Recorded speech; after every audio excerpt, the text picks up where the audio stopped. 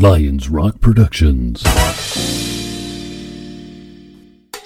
This is Jay Moore. This is Greg Cruz. This is Dan. This Stone. is Dexter from The This Offspring. is Nathan This East. is Sebastian Younger. This is David Labb. This is Stuart Copeland. This is Mick I'm Gillette. Krista This is Vernoff. Dr. Bob Greenberg. I'm Laird Hamilton. This is Rob Bell. Hey, this is John Leon Guerrero. Hey, I'm Mark Valley. Hey, and this is Pete A. Turner. All right, so you want me to go, hey, this is Mikey Bee. I'm the host of Undiscovered Americans, and today I'm going to be on the Break It Down show. And now, the Break It Down Show with John Leon Guerrero, Mark Valley, and Pete A. Turner. Mikey Bee is an SF guy. He's a special forces guy. He's not from San Francisco. He's from the Midwest and all over because your dad was an Army guy. Yeah, so I grew up all over the world, kind of an amalgam of chaos, being a military child, yeah. And one of the reasons why I want to have you on is obviously I'm helping you guys produce your show, Undiscovered Americans. You're off to a great start. The show is going to drop soon. Probably by the time this goes up, the show will be out. And if not, it'll be shortly thereafter. We can find you guys at undiscoveredamericans.com. Is that right? Yeah, that's right. www.undiscoveredamericans.com. Come on over, check us out. Click those links and share the shit out of us with your friends. And I love the name because, well, it's about Undiscovered Americans. And in my opinion, the greatest American I know, someone you know, he's your co-host, or as you guys just say, host. He's a host with you, is Johnny Walker. Tell me a little bit about your host that you work with. So Johnny Walker and I have known each other since back in the day in Iraq. When I say back in the day, that's like 2006 or so. Johnny and I crossed paths doing some Secret Squirrel stuff. He was my interpreter off and on. And Johnny and I, we actually just accidentally bumped into each other here in the States. So Johnny and I really didn't tell anybody that we knew each other, and we didn't acknowledge each other's existence until about 5-6 months ago. And we both came up to each other like two dogs sniffing butts and like, are you so-and-so? Are you so-and-so? Yeah. And then we kind of vetted each other out. I'm like, holy shit, man, where do you up? Like, how'd you get to America? And it just kind of exploded into this whole thing. I kind of prodded Johnny into starting the podcast because, one, helping him discover America. Yeah. It's an awesome journey with him. Like, there's just little things that this guy doesn't know, which is mind-blowing, and it's awesome, and it's great to watch him on this journey. The second thing is we wanted to provide a platform for just average, everyday Americans to become household names and to get their narrative and their stories out there of just triumph. You know, our goal is to inspire, educate, entertain, and that's what we want to do. When I called Johnny, so first off, those of you who don't know, because I'm realizing that not everybody may know, but Johnny Walker also was my interpreter in Iraq. We did this thing in 2004, and I'm actually fortunate enough to be captured in his book on one of the chapters. I can't say which one, but you guys should all buy Codename Johnny Walker and see the upcoming movie because that's going to be awesome. This is the story of a guy who was from Iraq. He found us sort of, when we were over there and did incredible things. He's the only guy I know of that's never been through buds but can legitimately wear a trident on his chest as if he's a Navy SEAL because he's been on more Iraq-based SEAL missions than any SEAL was ever there. Yeah. And he is an incredible person. But like you said, you're like, you are the weirdest dude I know. He didn't know about evolution. That's another thing you wouldn't think about. Yeah. So one thing, too, when you listen to our podcast, you've got to understand that Johnny came from a society that unless you were, come from a highfalutin community in Iraq, you were poorly educated. Right. So Johnny's education, is a high school equivalent education, but realistically, what does that mean in today's day and age? Probably 9th, 10th grade level. Sure. Max. And a lot of inaccuracies with what because you and I both have talked to a lot of Iraqis, and you see these things where you're like, how can you live on this planet? Because it's not that way. Like, this is not science, but they swear that it is. Yeah. Just like Johnny can't even tell you what his real birthday is. Sure. Yeah. June 1st, the year of the Great Flood of Mosul. Mm-hmm. It's hilarious. How high did you jump, Johnny? You were a record-setting high jumper in your country. That was really high. Yeah, their numbers, it's phenomenal. His journey and his story, it's awesome and it's captivating. Let's talk a little bit about your journey because you also are a fascinating dude. So you're an SF guy, and in the SF world, there's all kinds of different jobs. You became a warrant officer, which makes you a technician of special operations. In effect, an expert in special operations. Yes. So I'm an expert of special operations, and my peers would probably haze me a little bit over that. But yeah, But I mean, but that is no shit what you are, though. I mean, yes, granted there's a code and you got to act a certain way, but I'll take that on for you. You are there is so the colonel gives the commander that you work with a mission, and he looks at you and he looks at the NCO and he says, "What do we need to get this done?" And you're like, "Well, here are how all the pieces fit together." yeah, I'm a long-term, strategic visionary type guy on the team. I am a master of UW, unconventional warfare. For those that don't know what that is, Google unconventional warfare and you'll fully understand. We do everything by, with, and through host nation counterparts.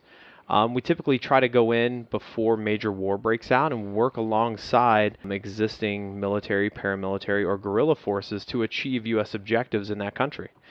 And there's never a direct answer to the right solution. Right. And so you just got to be creative and crafty and really understand this theory, because it's a theory, and apply this theory in an appropriate manner, tying in the cultures, customs, and traditions of that country to achieve your objectives. So you don't just start off as a warrant officer. You get a job first, and there's so just for the audience's sake, there's an X-ray who sort of you're an apprentice in effect. In terms of civilian kind of terms, you're learning about being on a team, and you're there to augment and do your job for the most part. And I know I'm simplifying, but trying to keep it simple. And then there's alphas, bravos, charlies, deltas, echoes, even foxes, and some of these things mean different things. But there are 4 core jobs. Which one were you initially? And tell us about that. I was an 18 Delta Special Forces medic, which in the civilian world would be the equivalent of a trauma PA. We could write prescriptions. I could throw a chest tube. I could throw a chest tube in my sleep still to this day. They ingrain that so deeply in you. Venous cut downs. You can run ACLS codes. So you are an austere hospital as a singleton. As a single person, you are an austere hospital. And that's kind of how I viewed myself, as a hospital in a bag. And that bag wasn't light.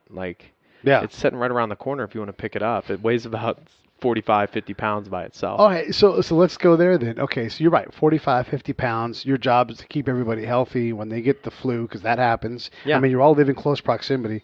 My buddy Dr. Rich and I, we were forward deployed, talking every day, asking questions. He got as sick as you can get without having to come back in from the field. And once you're out, you don't want to come back. And I'm like, oh, great. I'm about to get as sick as this guy, because there's just no avoiding it. So you're there to take care of all of these dudes that have to stay healthy, plus whoever else is attached to you. And that's after the mission. And when you go on a mission, you're not just carrying IV bags, you're carrying a full load, maybe a double load, and everything else. Yeah, I'm carrying the radio batteries. I'm carrying my full ammunition load, 600 rounds, 5.56, 100 rounds, 9mm, whatever it is for that operation. Breaching charges, everything, plus an aid bag on top of it. Right. So in my experience in Iraq, a lot more mounted missions, and we didn't have to be as heavy with our gear, our kit, because a lot of it was get off the MRAP, go walk for a little bit, and then you had multiple MRAPs with 50 cals, and they could get to us. Afghanistan, different story. Yeah. You had to bring everything you could, and you could not go too far because there was no help coming in time to help you. Like if you get 45 minutes into the future and you bite off more than you can chew, which is easy to do, you're in a really bad situation. I mean, and that's my direct experience, but you really had to be careful on how hot is it, how much water, how much weight can we bear and go over a mountain. Because as an unconventional warfare expert, you know that you don't just run up a mountain, because if someone picks a fight with you halfway up and you can't move, you're fucked. Oh, yeah. And then depending on the terrain, like being a guy coming out of 1st Special Forces Group, I did all of Asia and Middle East, right? Those are the countries I operated in. And running up a mountain in Afghanistan in spring versus running up the side of a mountain in the Philippines in spring, 2 different beasts. You know what I mean? The terrain's going to dictate. But 9 times out of 10, the load that we carry is significant, and guys get dehydrated, they get fatigued. So you're dealing with all these compounding problems. I answer a lot of questions on Quora about modern combat, and there's young guys who don't know the difference, and I'm making the assumption they're guys because they ask a lot of video game kind of questions. They always want to know, like, do you bring 2 Gurkhas? Do you bring a sword? You know, like, it's really crazy stuff. Like, if you brought 3,000 rounds of ammo, I'm like, 3,000 rounds of ammo? What the fuck are you talking about? Are the Huns coming? Yeah, exactly. You know, actually, there was I answered a scenario. It was like you had like a team, like an ODA. If you have like a team of special forces guys, and they take on a legion of Romans, like, and then you had all this ammo. What would you do? And I'm like, I don't command SF guys, but I'd be like, leave that ammo here, get to running and get away from these guys and shoot them. You know? Yeah. But what? Help us understand what you do carry, because there are things you have to carry that have nothing to do with reaching out and touching the enemy. Oh man, as an 18 Delta, like the things that I carried because you never know what you're going to encounter when you're out there, right? Like there's 3 I want to preface this question with 3 things. As an SF guy, like there's 3 adjectives that describe what we do. Okay. Humanitarian, number 1. We're diplomats, right, and then we're warriors. Yeah. Right? So I pack my aid bag with that auspice, right? So like pack my aid bag because you come in contact with some crazy stuff. So my aid bag would have just, you know, the regular like ophthalmoscope, you know, otoscope, you know, look in the ears, the eyes, the same stuff you see at your doctor every day, on top of a full trauma kit as well. And when I say trauma kit, like when you go in the hospital and you see that big red or blue cart that says, you know, code cart or code red cart, I had all that stuff plus your normal everyday family practice stuff mushed in one bag. Right. Yeah. And it's not just in there. It's in exactly the spot you need it because you're, in effect, your own surgical nurse. You know? Yeah. And one of the guys on the team, typically a Bravo or a Charlie, the engineer or the weapons guy, like somebody that I was close to on the team would know what to hand me, when to hand it, and how it was packaged. And everything was perfectly aligned, like ready to open in a moment's notice, perfectly labeled. This thing is like, you got to be OCD about it. And so with this aid bag, I could probably realistically treat 6 team guys for trauma. So IV bags, medications, narcotics, the full array to run a trauma code on 6 guys. Right. Plus a few, like, I call them sick call medicines, your everyday family practice stuff, some Motrin, some Tylenol. I hate that aid bag. It sits in that closet still to this day. Yeah. And I look at it, and it's been packed since September 29th, 2009, and it's ready to roll. And I know exactly where everything is in that bag. Yeah. I opened it for the first day here in the living room before I went to the range just to check it once over. Like, it's exactly the way I packed it. When you are out running missions every day, how often are you checking that bag?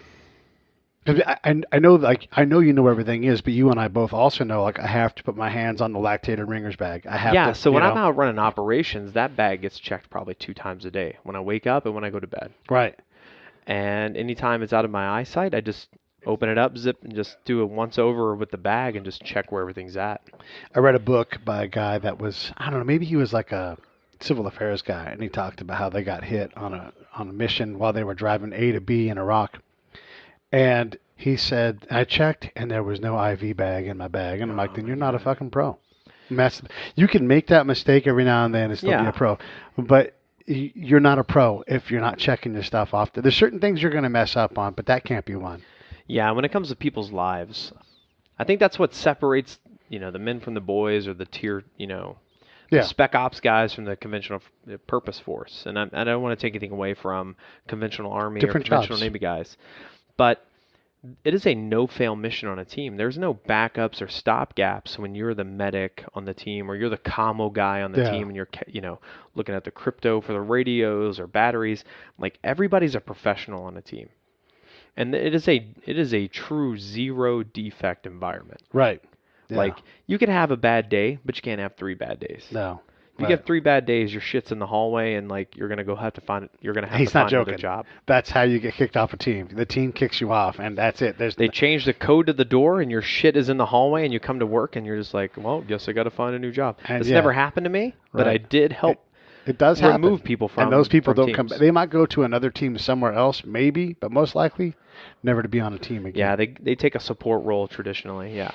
They go on the Bravo team, basically. No, the Bravo team's the B team, and that's still really close to the team. They typically go to the battalion, which is a C team, or up to the group, which is the D team. Oh boy. Yeah, that's bad news bears. So let's put ourselves in a valley in Afghanistan. We're well off the main route.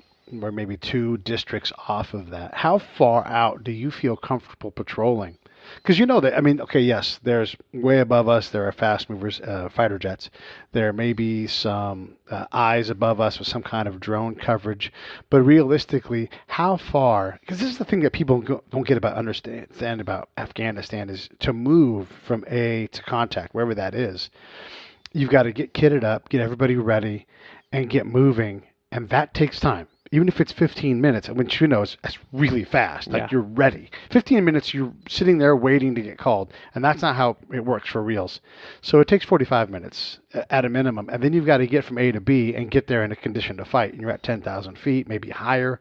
You're going over really rugged terrain. How far out can a team operate reliably? And I know that's a hard question, but just in general. A mile, 2 miles? Oh, hell no. So an SF team is actually designed to but support from host nation assets. And we rely on the host nation network and kind of, and I hate to water this down, but to give the listeners, you know, a little more perspective and insight, when you're working with host nation guys, they provide everything for you. All your food, your water, all the logistics that go into it. And so therefore, we're able to operate capabilities and capacity of. And so with that, I would be comfortable operating, well, I've personally operated 3 countries away from my next supporting element. Let's put you in a real conflict zone like Afghanistan. We're in a valley in Afghanistan. Yeah. So realistically, how far out away from your house? You're not in the house. You're out in the villages trying to find ALP, the local police in Afghanistan. You're trying to recruit these guys. How far can you guys operate out there? Okay. Yeah. So pretty far. With what we have organic to a team, even further, I mean, it's all limited, you know, there's terrain's going to dictate. Right. Everybody always says MET-TC. Sure. Yeah, so the whole MET-TC piece of it, depending on the situation with the locals, depending on the situation, you know, the size of our force, the amount of logistics we have, the terrain, the will of the populace, all this stuff is going to kind of dictate that. But there is no limit to an SF team, honestly. Yeah. Those are the factors that you have to factor in. So again, going into setting realistic expectations, you get an SF team out and someone chooses to engage you guys. How long can an SF team fight for? Because you do have a limited amount of ammo, and you are. Let's just paint this picture for your audience real quick. A 5-minute gunfight is an eternity. Oh, yeah.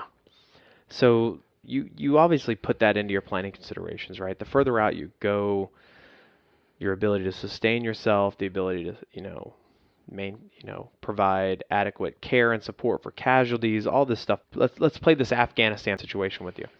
We could be deep into the hinterlands of Afghanistan, seriously deep.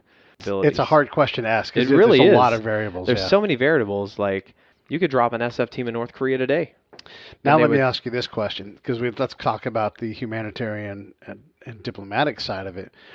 When you send a team out into a basin in Afghanistan, what's going to happen more? Are there going to be more rounds let loose, or are there going to be more conversations with locals? Oh, it's going to be more conversations with locals. By what, a factor of what, 10? Probably 100. 100. I would say 100 conversations for every round that's let off by a Green Beret. That's the shocking thing that I really wanted to paint a picture of. You've got this area where you guys are specifically trained. You can go far afield, and you can live in and amongst the locals. And it's any country. It's not just this country or that country. But the fact is that you can't go out and shoot everybody. And if you do choose to do that, then you're going to have problems because you can be outmaneuvered at 50 miles, you know? Yeah. And it's not diplomatic. That's one of your main things. Yeah. When diplomacy fails, that's when all these small unit tactics and our ability to fire and maneuver as a team.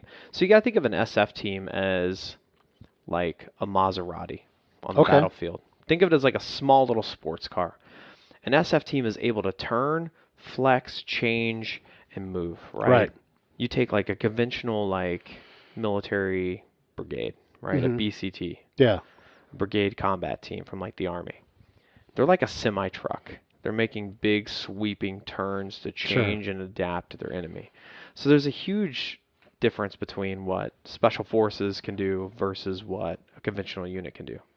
And not just in terms of enemy tactics, but in terms of diplomacy, in terms of, constraints on the battlefield, political, considerations, any type of sensitivities. We're able to navigate those and to weave this route to success. With that said, let's go back to the combat side. You and I both have been in a bunch of combat, and I remember the firefight I was in where time started to reliably slow down for me. It took a little bit of time, but I'm like, oh, it's a gunfight. And I was able to, because it takes time. I mean, exposure and everything. Do you have a sense for when that was for you or what it took to get to that point? Can you talk about that at all? So you want me to talk about... When did you realize that, when was it not a guttural adrenaline response and it was a more cognitive response? When did the training set in, a time slow down for you? I would honestly say the Special Forces qualification course, which is typically 2.5, sometimes 3 years, depending on your MOS and your performance to get through, right? So I went through the Q course straight. I had no repeats during the qualification course. And I went through in a little over 2 years, right, to be an 18 Delta. And the 18 Delta course is a year of that. So my first deployment to Iraq, my first gunfight was very anticlimactic, because it was almost like that scene from Black Hawk Down, and like, are they shooting at us? Like a guy, we were driving through the market of Tikrit, and there were civilians everywhere, and rounds are just cracking around us. Right. And they were just innocent kids, and I can remember all their faces as I look around the market, the women and children and people just walking through the market. It was like a Saturday. And it's like, I can't just indiscriminately fire. Right. Right? Yeah. And that was just ingrained in me from my training. Yeah. And so with that, like from my very first contact with enemy forces, time had already slowed down. Like, wow, that's what a real round sounds like being shot at me. But there's all these innocent people, and like time did slow down gradually. Yeah. But I was very cognizant of the people around me. And if I did something stupid, one, I'm not doing my job right as a medic, right? I'm doing further harm, right? Yeah. Are you sworn? No, we're not sworn. Okay. No, but you guys still have an oath that you guys. Yeah. Like. Yeah. The motto of Special Forces is De Oppresso Liber. Best one of all of them. Yeah. And free the oppressed for those that are listening. And if I cack a round off and it just skips off a wall and hits someone, like, I'm not doing my job. Right. And so that's kind of playing in my mind as well. But this first gunfight was very anticlimactic because it was like bam, bam, bam, bam, bam. Rounds coming at the Humvee. And I don't know where it's coming from. Hardened Humvee or soft side? It was a hardened Humvee. Okay. Light hardened.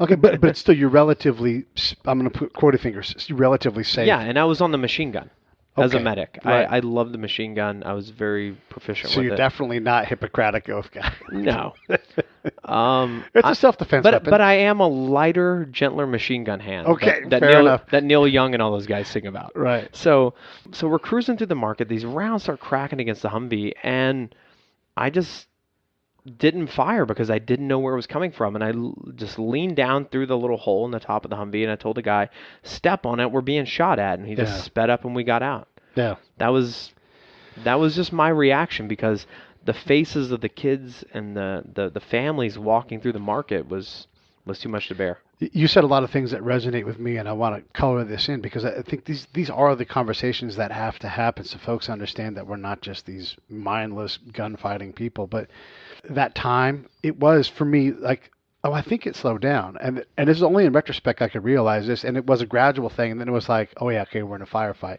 So this is sort of what it was like for me, like, oh, I think there's people shooting at us. And of course they were.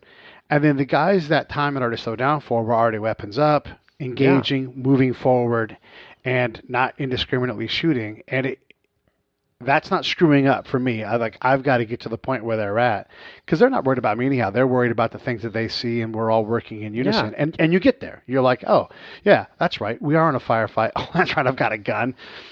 Oh, I can shoot these guys. Oh, I can see them if I can see them. And if you can't, you're like, what's going on? Who's got, and you're trying to communicate.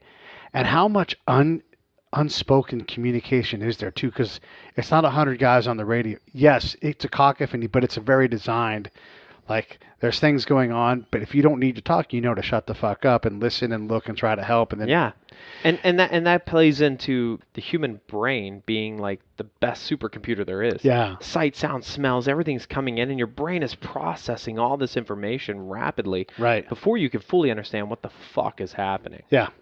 And thank God for that, because there's been many a times, like during my deployments, where if I just check up for just a split second, have some tactical patience, I'm able to understand what's going on.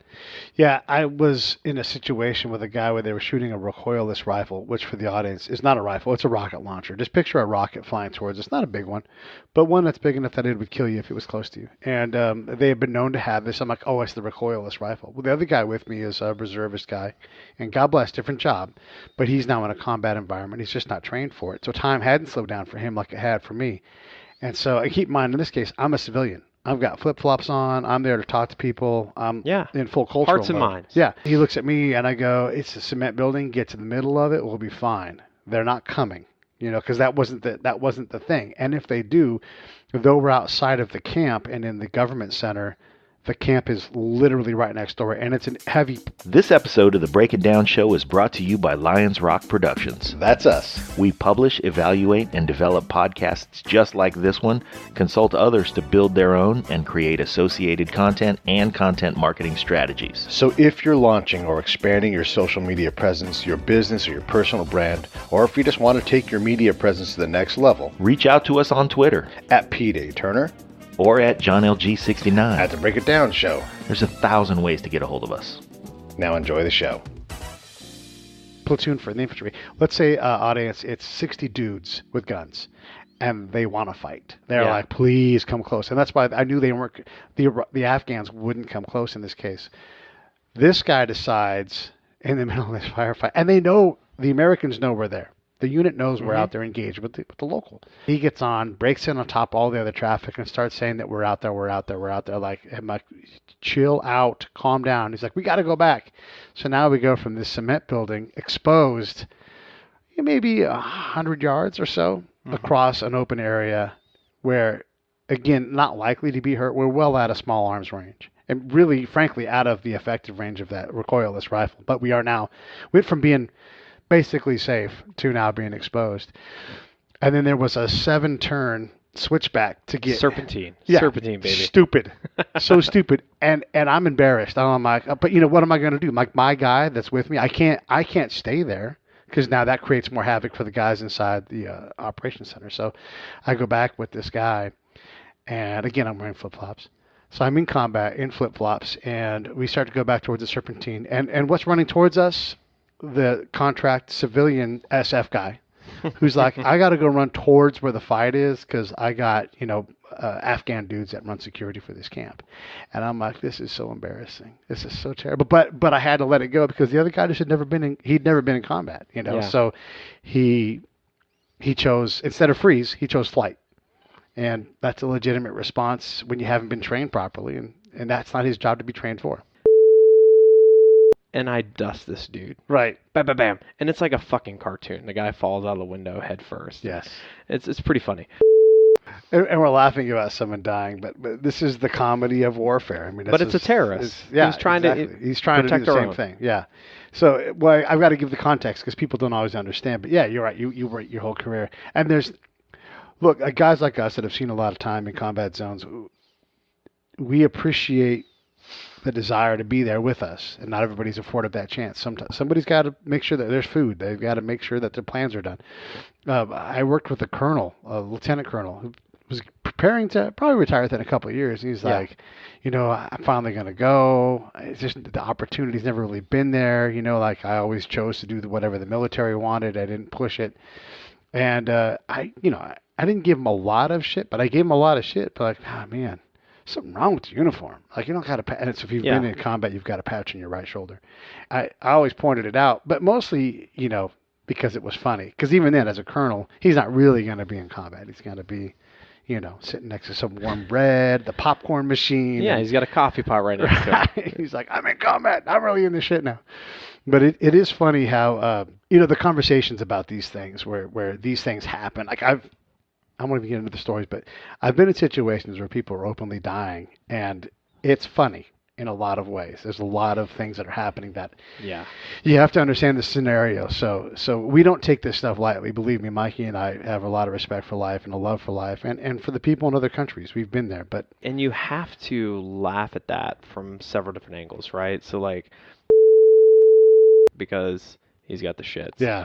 And then the other aspect is this guy thinks he's just randomly going to like crazy just mow people down. From my aspect, like you have to laugh at that. Yeah. Because you have to make light of the situation to cope with it. That's a good transition. Let's do this for a little bit because you and I both suffer from PTSD. Mine primarily triggered as a realization of I'm home and no one gives a fuck and I'm obsolete. Like I couldn't find work or anything else. Yeah. And so then it's like, oh, well, there's all this damage I have to deal with now. But it was really brought on by coming home. And I don't know what triggered yours, but you were significantly damaged by all this too because we didn't have like these momentous big and then the shark came and ate my friend in half. But it was just like nicks and cuts and constant damage. Scrapes. Yeah, totally. Yeah, to our psyche where you had to do it. And you went through a whole program. Oh, I went through several programs. So for me, my journey's been a little unique, right? So like nobody can give me a 100% answer if it's the 8 concussions, traumatic brain injuries that I've had, or if it's PTSD. Or a combination. And there, somewhere in the middle lies the truth, right? So for me, I had spent straight on a special forces team.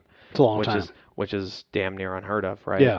And it was deployment after deployment after deployment, and I wouldn't take it back. For the people out there listening, I would not take back 1 minute. With my 12 best friends doing great things for other people. Yeah. The greatest job ever.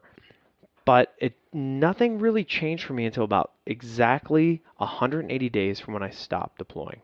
At 180 days, it was like June time frame. They were like, "Hey, you've been on a team for too long. You're getting old. This is a young man's game. You're off the team." And I'm like, wait, you can't take me from the team. I'm having so much fun. I'm like, those are my friends. I don't know what to do with myself.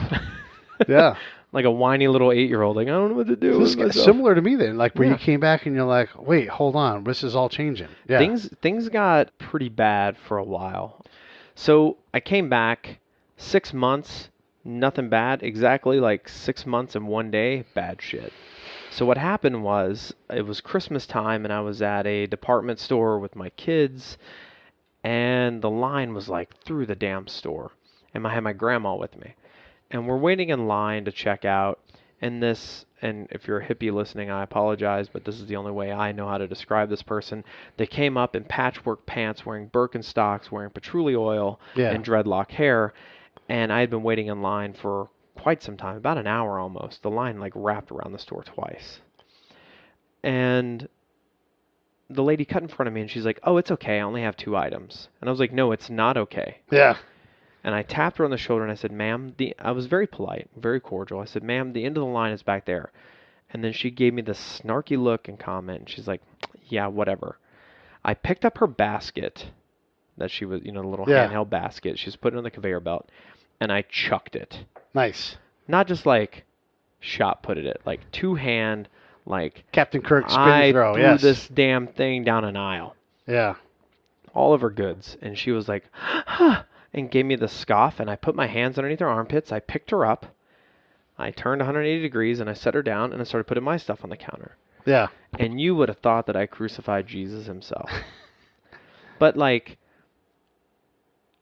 at that point in time in life, I didn't know where I was. Yeah. Like, it was blackout, I can identify just with straight that. hate.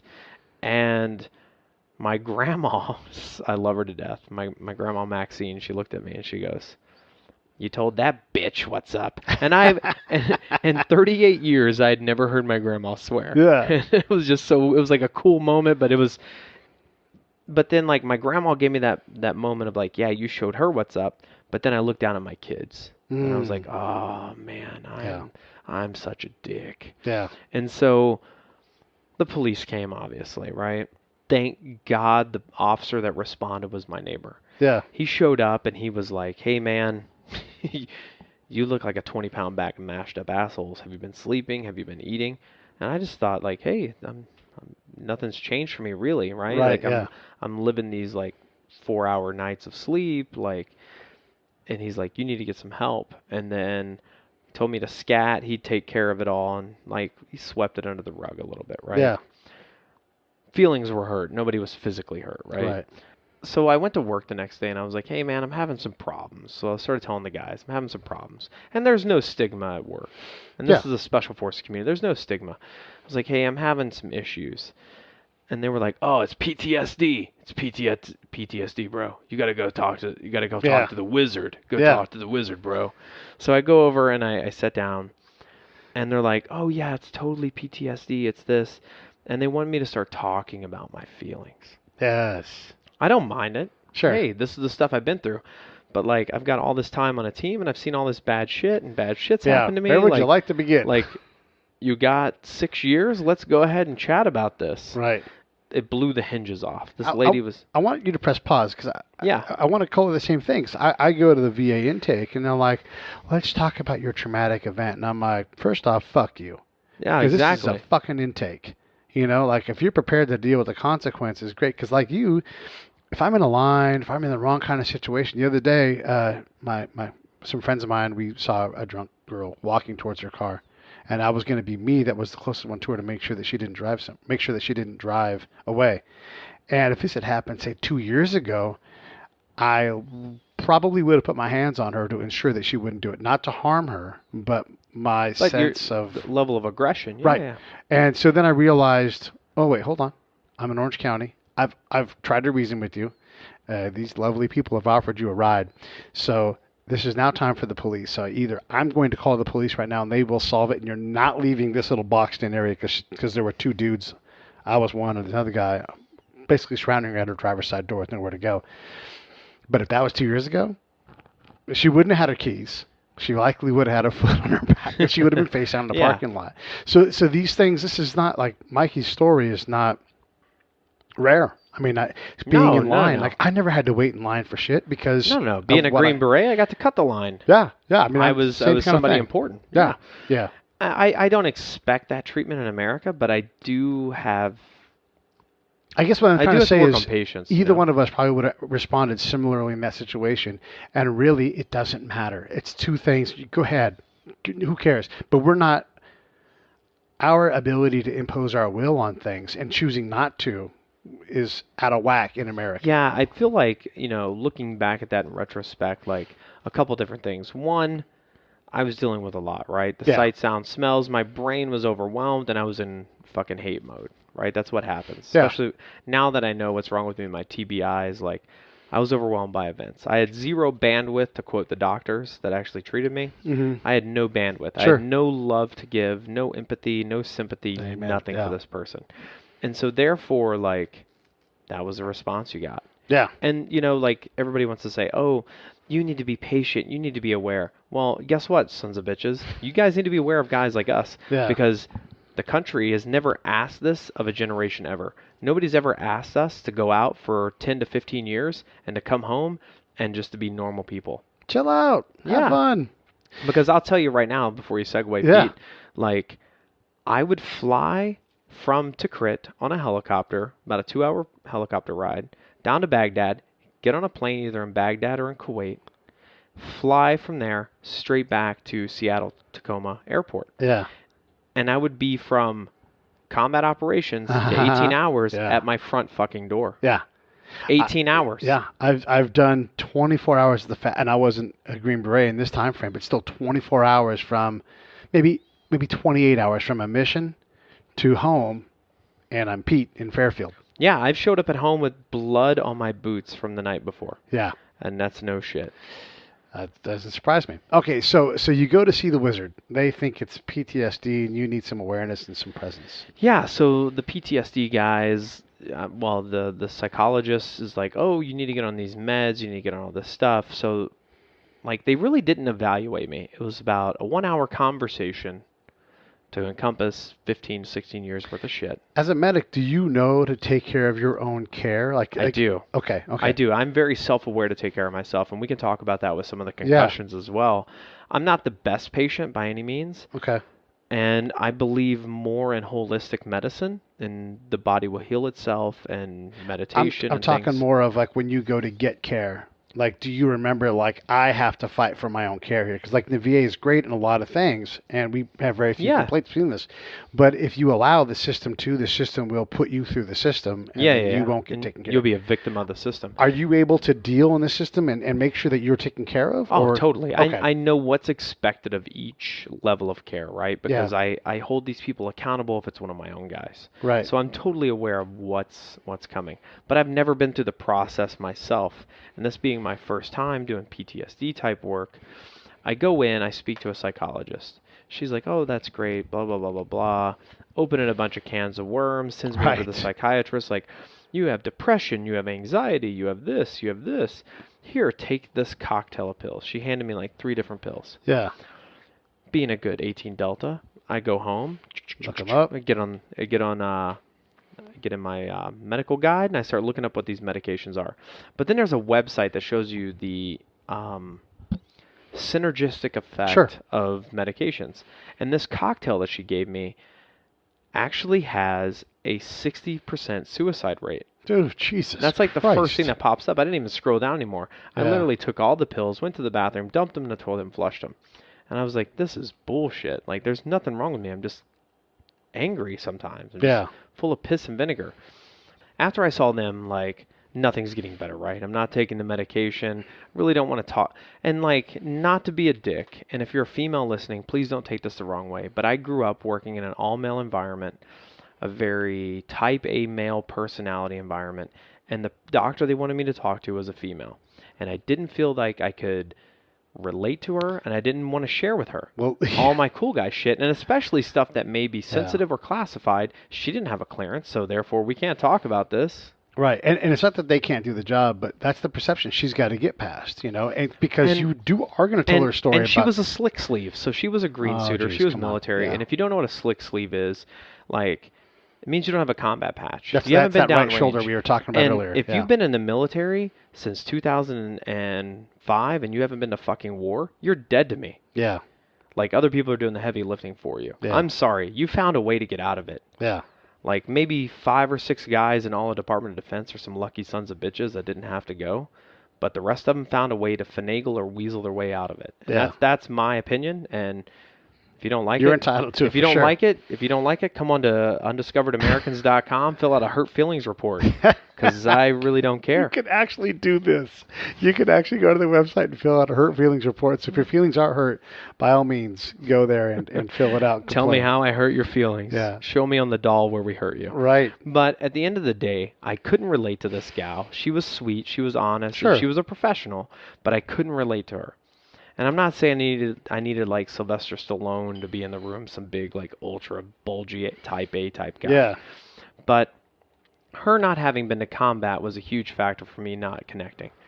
So, and let me say this too. You guys are type A for sure, but you're alphas amongst alphas. Yeah. The competition is more likely to be, we are going to go to the bar, and I already know I can get laid. Can I get Mikey Bee laid? That's more of the environment, right? Tell me I'm wrong. That's totally true. It's exactly right. So you're talking about guys that are so cocksure that they don't have weakness. They outrun, they outpush, they outshoot, they outperform everybody they come in contact with, including their bros and their team. They're always competing. Yeah. So now you have to show some softness and be aware, and there's this girl there. Like, it's just a lot for you to have to deal with. Yeah, it was a lot for me to deal with, and then, time goes on, and I'm still having the same complaints, but now I'm getting migraines, right? So the migraines are kicking on. I don't know what's wrong with me. I'm getting more and more grumpy. I'm avoiding. That's what everybody keeps saying. I was avoiding. But I really just needed time to myself. But the light's about to be illuminated for you in this story. So my buddy tells me about this program in Washington, D.C. called NICO, National Intrepid Center of Excellence. It's for guys that have had head injuries. And he's like, hey, man, check it out. So I fill out the paperwork, and it goes to NICO. How many times you've been hit on the head, hard parachute landing falls, how many times you've done breaching, how many times have you like blown doors inside of a house, thrown flashbangs, all this stuff. And some of these numbers, Are I don't know. ridiculous. Yeah. I don't know. Yeah. Like, I do not know. Like, at this point in time, I know I've had 250 military free falls plus. That's jumping out of a plane at 12,000 plus feet. And I don't know how many times I've hit my head or landed hard, like how many times the helicopters landed hard, because it's just the job. And like when you were doing your description too, hardly any of those were enemy initiated. Like, someone sets off an IED, if someone's mortaring you, all of these things all create concussion waves, which I'm going to call them concussion waves on purpose, because this is really damaging. That's what they do. Yeah. And the overpressure from blasts are pretty significant. Yeah. And then I started tabulating all my blasts, the IEDs, how many times I felt like I've seen stars or been knocked unconscious. We do fighting at work. Yeah. Every Wednesday and Thursday is fist fighting. You Right. got some like 8-ounce gloves on, but you're like no hold barred on each Yeah. other. You want to see stars, put on some gloves, get hit in the face. Yeah, we punch each other. Like, Yeah. that's part of the job. And so, like, how many head injuries you have is like the first question. I'll never forget it. I'm like, All of them? it's like that, zoink, Shaggy, I don't know. Zoinks! That's how I felt, Yeah. man. I was like, I honestly don't know how many times I've been bonked in my melon. So I put in some rough guesstimations. Let me some say this. lowball. I've hit my head so many times in the military, it quit hurting. I could crush my head on something metal and be like, yeah, I hit my head. Like, I'm not you. Yeah. And, So- but I do know how many times I've been blown up by IEDs. Sure. I was knocked unconscious once. And when I woke up from the blast, I'll be in the medic, like, there's no sympathy. The closest hospital's 40 miles away, and Yeah. I can't just leave this gunfight and what's happening right now. Sorry, guys, time out. I need to go to the hospital. There's no sympathy on Right. the battlefield. And I literally just took my fingers, stuck them in my nose, no blood, stuck my fingers in my ears, no fluid coming out. Let's keep rolling. I just got a headache, baby. Let's go. Yeah. We got to do this. Yeah. So this NICO program, I get a phone call a couple days after putting this packet in from this If case. you guys aren't paying attention right now, now is the time to check in, because what he's about to tell you is crazy. This is what it takes to come back. Please, NICO. So I go to NICO. I put my packet into NICO, and the social worker calls me, and her name is Eva. And she, like, the most calming, sweetest voice I've ever heard in my life. Mm-hmm. She calls me, and she says, hey, Mikey, and literally called me by my nickname. And she's like, hey, Mikey, I just wanted to tell you you've been accepted to the program. This is what we're going to do for you, and this is what we think is wrong with you before you come. And I was like, okay. And she's like, this is what we're going to do for you. It wasn't like other treatment where it was like, you need to prove yourself or any of this stuff. Prove your case, right? Right. So she like starts telling me all this stuff, and I literally like I was in my driveway, and I'm not shitting you, big pipe hitting guy, I almost fell to my knees crying because all the stuff that she offered and said that they were going to do for me, she's like, we know what's wrong with you.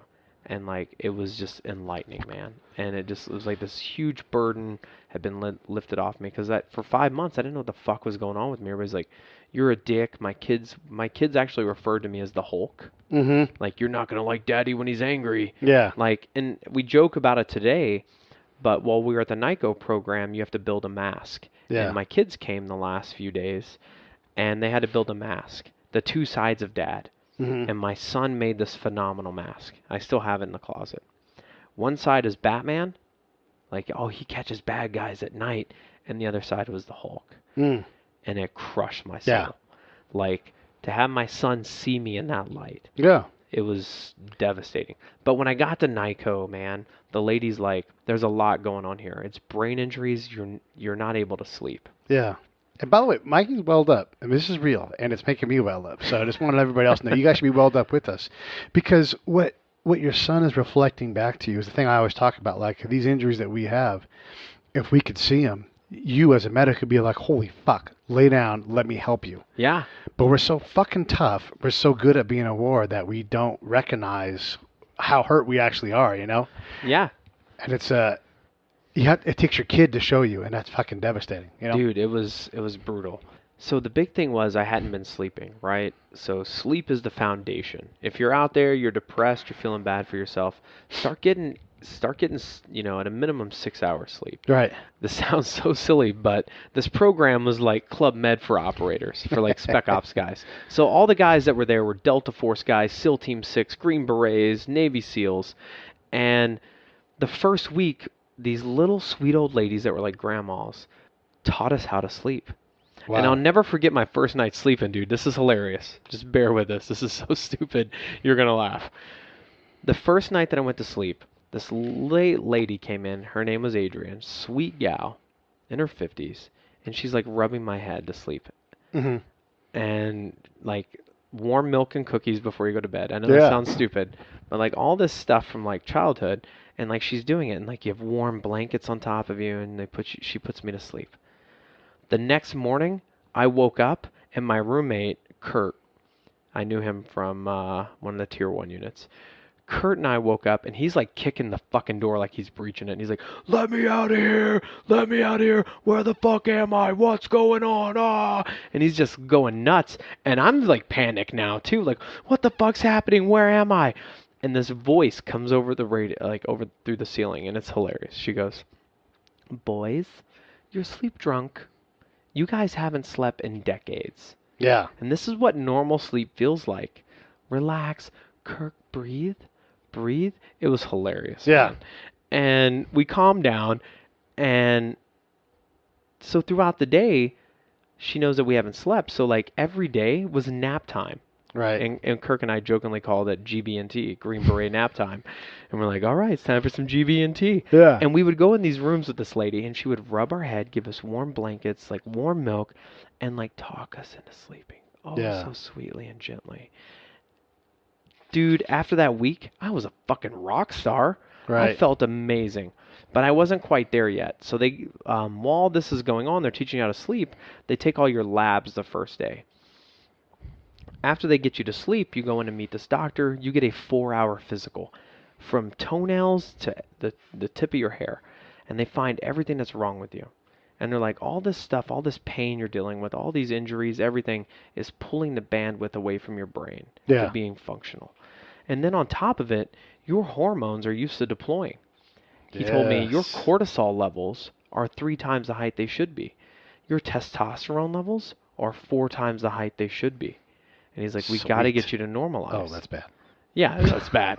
He's like, that's why you're so aggressive. Your body's so used to performing at this level. Yeah. You've stopped deploying, but physiologically, your body's craving it and wanting to go back. It needs that outlet for all this energy. And they asked me, do you want to do the holistic route or do you want to do the medication route? And I was like, being a medic, I knew if we can get the body to heal itself, it's the best way to go. Yeah. I don't want to be dependent on the VA for meds and appointments and all this shit. Mm-hmm. I'd rather do the holistic route. This is where the story gets fucking silly. So NICO's amazing.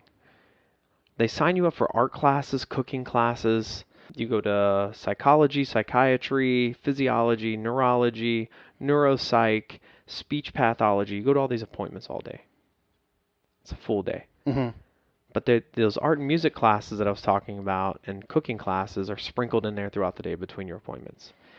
And they regiment your diet based off of your injuries. And so, like, I never wanted to be a paleo. I think paleo is stupid. Yeah. But the doctor said it, like, stops inflammation to your brain and all this. So, done. Let's do it. Let's do it. Yeah. Then I went to music class. And they're like, hey, what music do you enjoy? I'm like, I love Led Zeppelin. I love AC/DC. Right? Yeah, I love all that. I love rock and roll. Disturbed. Yeah. Mm-hmm. I love Pantera. You got some leather pants for me? I'm ready. Yeah, Let's do this. I love rock and roll. Yes, rock and motherfucking roll. She's like, if you want to do the holistic route, you got to calm down a little bit. Yeah. She's Here's like, your pan flute. she's like, this is just fueling your fire. Mm-hmm. And one common thread in all the SF guys, we had no hobby. We had no hobbies as adults. All we knew was getting divorced, war, and some drinking more war, some drinking, yeah. hanging out with the same 12 guys, telling the same war stories over and over again. Listen, brother. Yeah, it's the same stuff, right? Yes. So I took ukulele lessons, man. I learned how to play the ukulele in 4 weeks, man.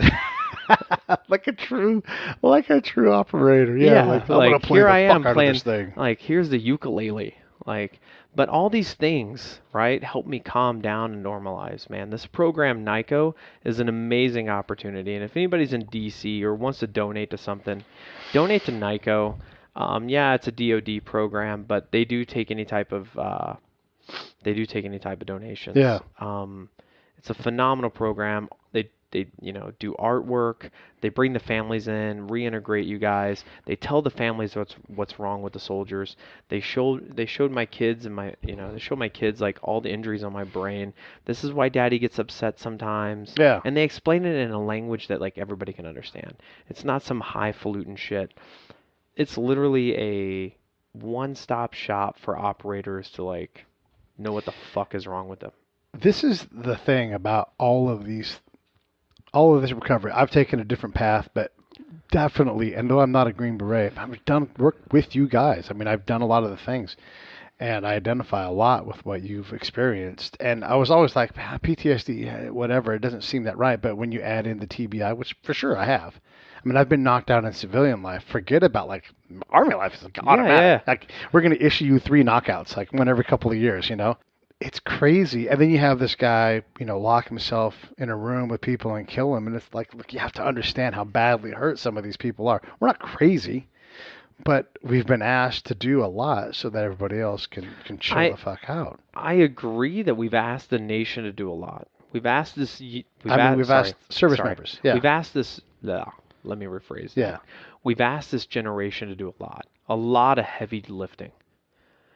We have gotten our priorities out of whack, and this is just my personal opinion. When you prioritize something as a commander, it's not what you're going to do, it's what you're not going to do. And as a nation, we haven't said no to anything yet. We haven't. And it's really disheartening that we continue to ask these guys. When I say guys, I mean female service members. Sure. We've asked these service members to do so much heavy lifting, but there's a difference. The spec ops community, the way I was raised, the level of resiliency that I have is much, much different than a conventional soldier. Yeah. And I feel bad for these kids because they don't have all the resources that we have as special operators. And there's not as much help out there for them. There's not as many safety nets in place for these guys. Sure. And we have to do a better job as a nation of actually taking care of these guys. Throwing medication at a problem isn't the answer. Yeah. Coddling people isn't the answer. But showing service members a little more empathy and bringing them under your wing to bring them into the sense of community, give them a sense of community again. Yeah. That's my personal perspective. And we've lost a lot of guys, 21, 22 a day, depending on which stats you read. Yeah. And it's because we as a nation don't have the level of resiliency that we used to. And we're asking the guys to do a lot. So it's a balance of both, in my mind. There's a lot of companies out there that want to help service members get jobs. And if you don't have a Green Beret attached to your resume, a lot of times what you get are $10, $11, and $12 an hour jobs. Oh, it's bullshit. If you need help, how many problems do you add to your list by only making $10, $12, $11 an hour? I mean, it's No, I agree. crazy. I think the transitioning process from the military is only as good as it's. I think the transitioning process from the military today is only as strong as it is because of these 501(c)s. Yeah. So the Army, when I came in, put me in a line, hut, here's your gym bag, shave your head, here's your rifle, go get on line, do this. Like, it was very organized and structured. The machine just pulled you in, right? Right. It's like a shredder. Brrr, you just stick it in. And when you come out the other end of this thing, all they do is hand you a stack of fucking papers. Because you've done this process. Yeah, I recently. did this process. Yeah. And it's like being handed a map without a compass and like navigate this shit. And it's a very wonky, weird system that guys aren't used to navigating. Yeah. All I did from the age of 18 was the Army. That's all I know. Yeah. In my adult life. I'm like Bilbo Baggins, man. I went to Mordor, and now I'm back in the Shire. This goddamn brass cock ring. That's oh, this thing makes me feel good. Yeah, well, I'm always shocked that given all the companies that want to help people, why isn't every service member walking out with legitimate job offers at the level that they can work at? You know, I mean, look at what your experience level is. It's crazy. Well, I'll tell you right now, man. Some of the job interviews that I went to, getting out. There's a stigma out there. There's a stigma that we're all fucked up or we're all fucking crazy, and that's not true, man. Right. We saw some weird and wonky shit, right? Like, we're Bilbo Baggins, man. We went to Mordor. Our journeys weren't just bitter. They were also sweet as well. Yeah. We helped a lot of people on the way. We did a lot of good. I really honestly have to say that there's so much stigma out there because of the fucking media on both sides of the house. Sure. Yeah. And it's complete garbage and filth, and we're doing a discredit to people. And the one thing that I know to be true in this world is you can't make sense of nonsense. And I know that seems like it's out of left field, but you don't know where these guys are. Their mind is in a nonsensical manner. It doesn't matter if it's a veteran locking himself in a room or a left-wing person going into YouTube or some kid who just got broke up with a girl in Florida and wants to, retaliate. You can't make sense of nonsense, man. And that's what it boils down to. We don't need to bring all this political bullshit into it. It's just nonsense. And that person is in a nonsensical level in their mind. That's just my personal opinion. And these employers out there, like, I'm going to tell you right now, a veteran can handle more in their lives as a military member than your average college grad. They were accountable for people's lives. They were accountable for millions of dollars of equipment. They were accountable for missions, operations. Yeah. And not only were they responsible for missions, but they were responsible for missions in areas of uncertainty. Yeah. Can you say that in your corporate world? Probably not. And these guys are coming out, like me as a Green Beret, when I filled out my little paperwork to do my transition, they're like, punch in your job code on this website. So I punch in my job code. This is great. Yes. I punch in my job code, and it spat out 3 jobs. Mm-hmm. It said, you could be a police officer. Okay, that's a noble profession, but with all the bullshit the cops have to go through today, Yeah. Don't know if I want to handle that. Yeah, done enough. Oh, you could be a security guard. Are you fucking kidding me? Like, I have language capability. I have a bachelor's degrry. Like, cultural expert. I'm a cultural expert. I know warfare. Like, I do public speaking, operations. leadership. I was responsible for my last job. I was responsible for over $16.7 million, and I'm going to be a fucking security guard? Yeah. Okay. Yeah. And then the next job was like paramilitary. Okay, got it. You have not Thanks. done your job. So computer. obviously, like, I'm just a gun bunny, and it does not compute in my mind. This whole system that they have, this Department of Labor garbage, it's filth. And me being a Green Beret, like, I know what I'm capable of in the real world. Sure. Like, I'm not worried about me. I'm worried about the young guys that are getting out. They come in, do their 4 or 5 years, they serve, they've bled in the same mud that I have, and they're getting fucked. Yeah. And it really, really bothers me. Well, we've been over an hour, man, so I know we're going to have you on again, and definitely have you and Johnny on at the same time. Oh, God. Yeah. But you're right, that you're bringing up very, very important points. And one of my problems has been transition. That's really been hard. I'd rather be in combat than transitioning from military style to civilian style. It's been that rough for me. And I'm great at war. You're great at war. We're great warriors. But the other end of it, when you come back and no one would fucking even interview me. Can you believe that? One guy told me, go back to Afghanistan. It's ridiculous. Yeah. And like you, I've got an advanced degree. Yours happens to be from Harvard, paid for by George Bush. That's a great story. I know. We're gonna with get the ukulele, too. We're going to get him on the podcast, by the way. We're going to do that.